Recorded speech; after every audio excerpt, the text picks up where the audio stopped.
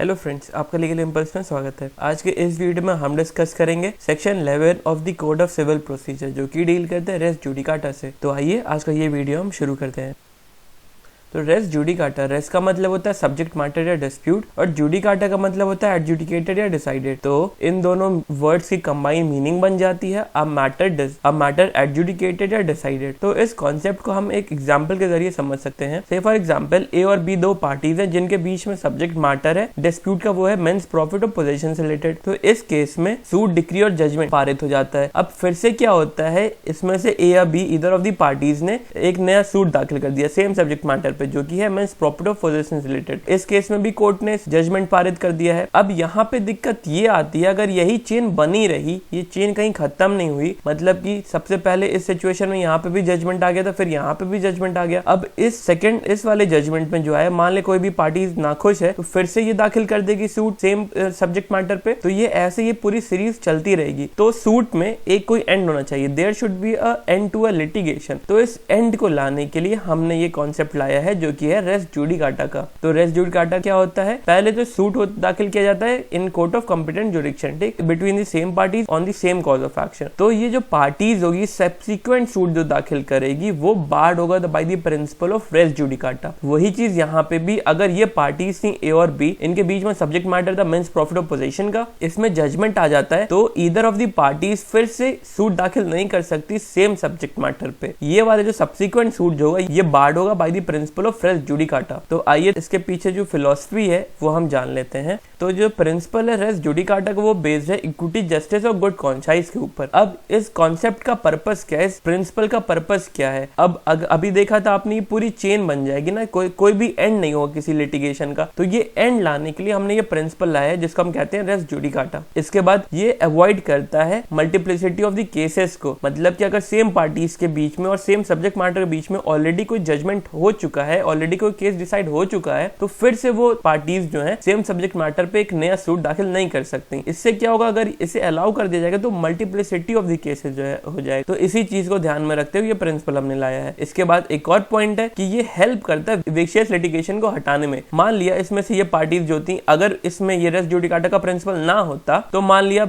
इस केस में जो जजमेंट आया था वो ए के पक्ष में था, बी उससे नाखुश था। तो बी ने क्या किया, बी ने जानबूझ के ए के अगेंस्ट फिर से एक नया सूट फाइल कर दिया सेम सब्जेक्ट मैटर पे। तो ये तो विशियस होगा ना, उसकी मैलिफाइड इंटेंशन थी, उसकी वजह से उसने किया था। तो ये भी चीज प्रिवेंट करता है रेस जुडिकाटा। और ये जो प्रिंसिपल है रेस जुडिकाटा का, ये 3 मैक्सिम्स के ऊपर बेस्ड है। सबसे पहली मैक्सिम है nemo debet bis vexari pro una et eadem causa, जिसका मतलब होता है no man shall be vexed twice for the same cause. Second है इंटरेस्ट रिपब्लिका और सिट फिनिश लिटियम, मतलब कि it is in the interest of the state to end up litigation. और third जो डॉक्ट्रिन है वो है res judicata pro veritate accipitur, जिसका मतलब होता है a judicial decision must be accepted. तो ये 3 मैक्सिम्स हैं जिनके ऊपर हमारा जो प्रिंसिपल रेस जुडिकाटा का वो बेस्ड है। तो अब चलिए आते हैं हम अपनी सेक्शन के ऊपर। सेक्शन 11 जो बेयर एक्ट में वो क्या कहता है। सेक्शन 11 जो रेस जुडिकाटा से डील करता है वो कहता है no court shall try any suit or issue in which matter directly and substantially in issue has been directly and substantially in issue of in a former suit between the same parties or between the parties under whom they or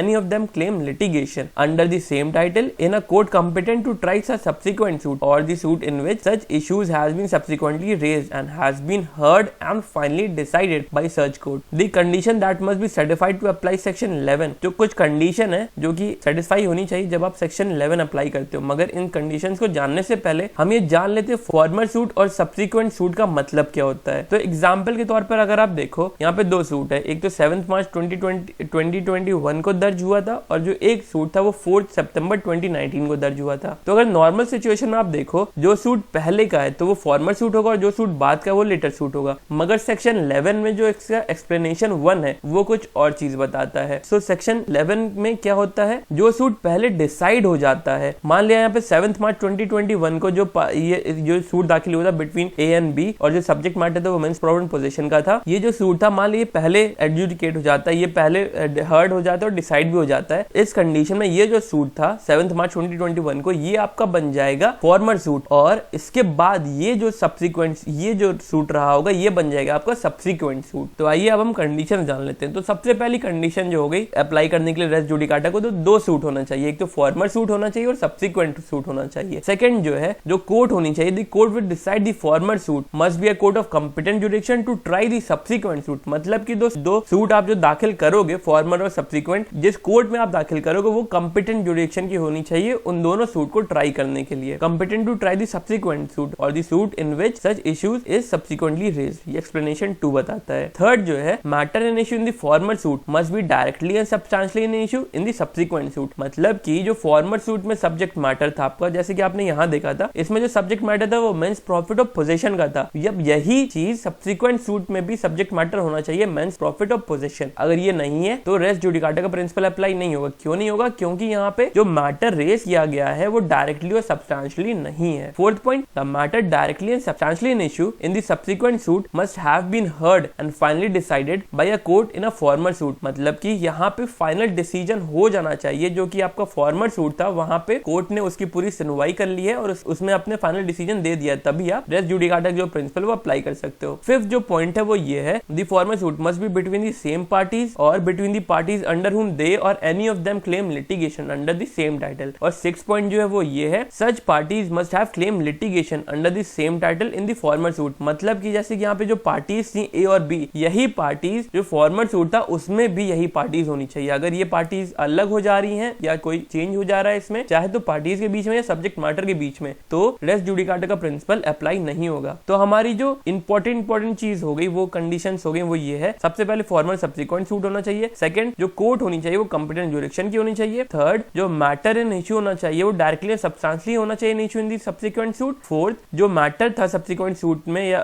subsequent suit में जो raise किया गया है वो formal suit में heard हो जाना चाहिए और फाइनली डिसाइड भी होना चाहिए। और जो फॉर्मल सूट में जो पार्टीज थी बिटवीन जो पार्टीज थी वही सब्सिक्वेंट सूट में भी होनी चाहिए, और जो फॉर्मल सूट में जो पार्टीज जिस टाइटल के अंदर क्लेम कर रही थी वही सब्सिक्वेंट सूट में भी वही टाइटल होना चाहिए। तो यहाँ पे मैटर एंड इश्यू आ रहा है। तो जो मैटर एंड इश्यू है वो दो तरीके का हो सकता है, directly and substantially in issue हो सकता है या कोलेटरली या इंसिडेंटली इन इश्यू हो सकता है। तो हमारे जो रेस जुडिकाटा वो खाली इस वाली सेक्शन के ऊपर अप्लाई होता है, जो कि matter directly and substantially in issue होता है। कोलेटरली या इंसिडेंटली जहाँ पे इश्यूज होती हैं वहां पे रेस जुडिकाटा का प्रिंसिपल अप्लाई नहीं होता है। तो directly and substantially in issue वाली जो चीज है ये भी दो पार्ट में डिवाइड हो सकती है। अगर कोई मैटर जो है वो एक्चुअली इन इश्यू है और मैटर अगर कोई वो कंस्ट्रक्टिवली इन इश्यू है, तो इन दोनों सिचुएशंस को एक्सप्लेनेशन में एक्सप्लेन किया गया है। तो सबसे पहला जो है मैटर एक्चुअली इन इश्यू। तो कब आप कहोगे कि कोई मैटर एक्चुअली इन इश्यू है? Matter is actually in issue when it is एलिज्ड by one party and denied और एडमिटेड बाय वन पार्टी। मतलब कि आरोप लगाया जा रहा है एक पक्ष और दूसरा पक्ष जो उसे डिफेंड कर रहा है या एडमिट कर रहा है उसको, तो ये matter in actually in issue कहलाता है। ये एक्सप्लेनेशन 4 में बताया गया है। अब मैटर कंस्ट्रक्टिवली इन इश्यू का मतलब क्या होता है? Matter is constructively in issue when it might या ought to have been made a ground for attack or defense in such former suit। Matter constructively in issue का मतलब होता है matter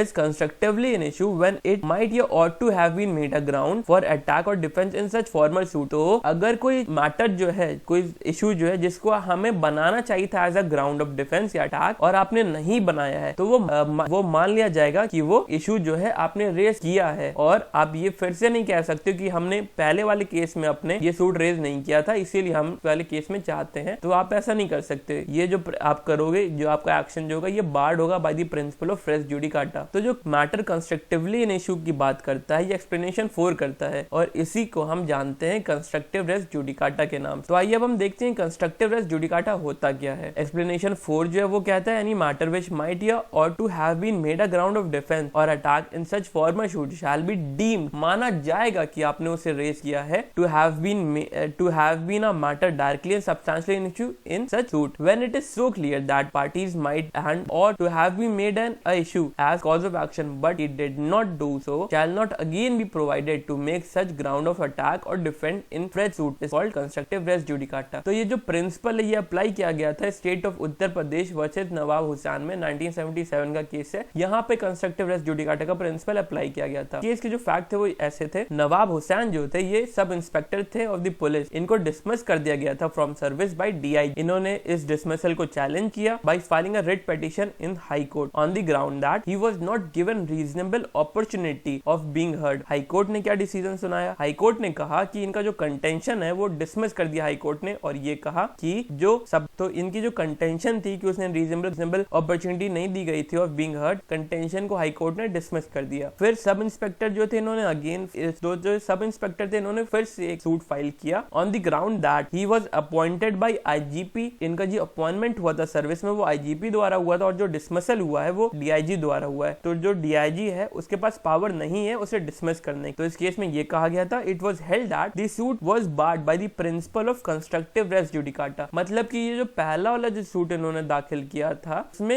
ये माना जा सकता है या ये इसे डीम किया जा सकता है कि जो सब्सिक्वेंट सूट में जो इन्होंने पॉइंट रेस किया है कि इनका जो डिसमिसल इनकी जो मतलब इनका जो डिसमिसल हुआ था इनका जो डिसमिसल हुआ था वो डीआईजी द्वारा हुआ था और वो पर्सन कॉम्पिटेंट नहीं है इनको सर्विस से हटाने के लिए। ऐसा ये नहीं कर सकते। क्यों नहीं कर सकते? क्योंकि अगर ये कंटेंशन था इनका तो इनको ये फॉर्मर सूट में ही रेस करना चाहिए था और जो सब्सिक्वेंट सूट इन्होंने दाखिल किया है वो बार्ड होगा था by the principle of res judicata. अब एक्सप्लेनेशन में डीम रेस जुडिकाटा की बात की गई है। मतलब कि एक्सप्लेनेशन 5 जो है वो ये कहता है any relief claimed in the plaint which is not expressly granted by the decree shall for the purpose of this section B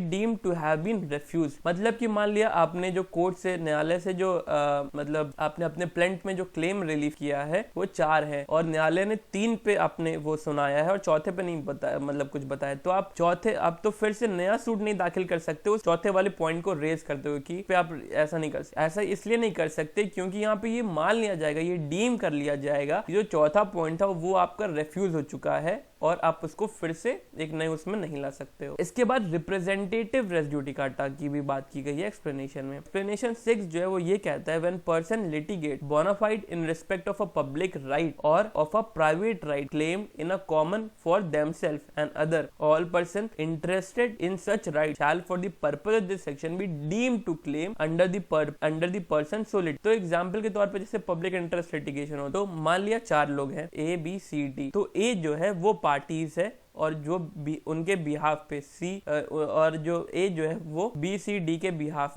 मतलब पार्टीज बना हुआ है। तो यहाँ पे ये रिप्रेजेंटेटिव रेस जुडिकाटा ये होगा, ये माना जाएगा कि जो बी सी और डी जो है वो भी पार्टीज हैं और वो सब्सिक्वेंट सूट फिर से नहीं रेस कर सकते हैं क्योंकि वो भी पार्टीज हैं उस सूट में। अब इसी का ऑर्डर 1 रूल 8 जो है अगर आप एक्सप्लेनेशन 6 के साथ पढ़ते हो उसमें ये कहा गया है 1 पर्सन में सू और defend on behalf of all same interest. ठीक, तो ये मतलब इस सिचुएशन की बात कर रही है where there are numerous person having the same intention in one suit. मान लिया ए बी सी डी थे, 4 लोग थे, इनका जो इंटरेस्ट था वो सेम था और ए अगर मतलब कोई भी एक पर्सन जो है वो इन तीनों के बिहाफ पे अपना मतलब इन तीनों के बिहाफ पे अपना क्लेम रख सकता है। तो ये कहलाता है रिप्रेजेंटेटिव रेस जुडिकाटा और स्टे ऑफ सूट। प्रांग न्यायालय का सिद्धांत और विचाराधीन वाद, ये 2 सेक्शन 11 में हमने रेस जुडिकाटा की बात की है और सेक्शन 10 में हमने स्टे ऑफ सूट की बात की है। तो इन दोनों चीजों में डिफरेंस क्या होता है हम वो जान लेते हैं। रेस जुडिकाटा जो है, res judicata is applicable when the matter is already decided by a court of competent jurisdiction. अब यहाँ पे देखो आप ऑलरेडी डिसाइड हो चुका है मैटर और यहाँ पे क्या होता है it relates to a matter which is pending in a court of competent jurisdiction. मतलब कि एक जो केस है वो डिसाइड हो चुका है और एक जो केस है वो पेंडिंग है अभी। Res judicata prevents the trial of a suit in issue in which matter in issue has been already decided in a previous suit. और जो रेस सब जुडिस है या स्टे ऑफ सूट जिसको आप कहते हो, it bars the trial of a suit in which matter is pending for decision in the previous. तो example के तौर पर आप देखो यहाँ पे ये सूट 1 है और ये सूट 2 है। मान लिया ये सूट था ये 7 मार्च 2019 को हुआ था और ये जो सूट है ये 4 सितंबर 2020 को दाखिल हुआ था। तो और ये जो मैटर है इसे पहले डिसाइड कर लिया गया था, ठीक। और तो ये जो सूट है वो 4 सितंबर 2020 को हुआ था। ये पार्टीज जो है ए और बी हैं, दोनों सूट में पार्टीज ए और बी हैं और जो सब्जेक्ट मैटर वो मेंस प्रॉफिट ऑफ पोजेशन का है। तो अगर यहाँ पे जो मैटर है ये सूट 1 में जो मैटर है अगर ये डिसाइड हो जाता है तो ये पार्टीज फिर से दूसरा सूट दाखिल नहीं कर सकती। ये वाला जो सेकंड सूट जो होगा बार्ड होगा by the principle of res judicata. इसी तरीके से अगर ये जो मैटर है ये वाला फर्स्ट सूट में जो मैटर था ये अगर पेंडिंग है तो फिर सेकंड सूट में यही पार्टीज यही सब्जेक्ट मैटर एक नया केस एक नया सूट नहीं कर सकती। ये बार्ड होगा by the principle of res sub judice. तो दो चीजें हुई, डिसाइडेड और पेंडिंग। जहां मैटर ऑलरेडी डिसाइड हो चुका है तो दूसरी बार subsequent suit same party same cause of action पे सूट दाखिल नहीं कर सकती। वो जो सब्सिक्वेंट सूट होगा वो बार होगा by the principle of res judicata. और अगर कोई मैटर पेंडिंग है तो सब्सिक्वेंट सूट सेम पार्टीज द्वारा सेम सब्जेक्ट नहीं किया जा सकता दाखिल। वो जो मैटर होगा वो बार्ड होगा by the principle of res judicata. तो आई होप आपको आज का हमारा रेस जुडिकाटा का टॉपिक जो था वो समझ में आया हो और आप समझ गए हो अब रेस जुडिकाटा और रेस सब जुडिकेट में डिफरेंस क्या होता है। अगर